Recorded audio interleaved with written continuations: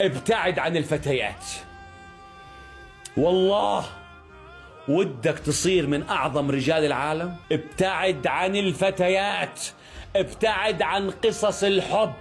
لا تجعل امرأة تحطمك، ولا تتعلق بأي امرأة، ولا تعتقد أنه غياب أي امرأة عن حياتك سوف يدمرك. واعرف دائما أنه كل امرأة تنسي الرجل الامرأة اللي كانت قبلها. إذا اعتقدت الآن أنك انفصلت عن واحدة كنت تحبها وأنك لن تجد مثلها وهتعيش على ذكرها، لا أحد يعيش على ذكرى أحد. واعرف أنه الثانية لما تيجي هتنسيك الأولى، والثالثة هتنسيك الثانية، لين تجد الحب الحقيقي. طيب أنت مش مضطر تخوض كل هذه المغامرات على حساب تركيزك، على حساب طاقتك، على حساب مجهودك في سبيل تحقيق ذاتك.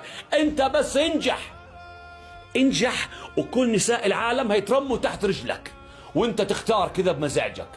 انت اللي تختار. واحقر رجل على وجه الارض مين؟ احقر رجل على وجه الارض اللي يقول لك فلانة سابتني، انا خلاص ما ودي اعيش، انا ما اقدرش اعيش من غيرك، انا ما اقدرش اعيش من غيرها. ما تقدرش تعيش من غيرها يعني اكسجين. على فكرة فاقد الشيء لا يعطيه، فاقد الشيء لا يعطيه. يعني انت حياتك ما فيها رب تعبده، ما فيها جنة تسعى لها، ما عندك دراسة تكملها، ما عندك مشروع تنجحه، ما عندك أب وأم يعني تعيش عشانهم وطاعتهم، ما عندك أهل حابب تعزهم، ما عندك أحلام أهداف طموحات رؤى ودك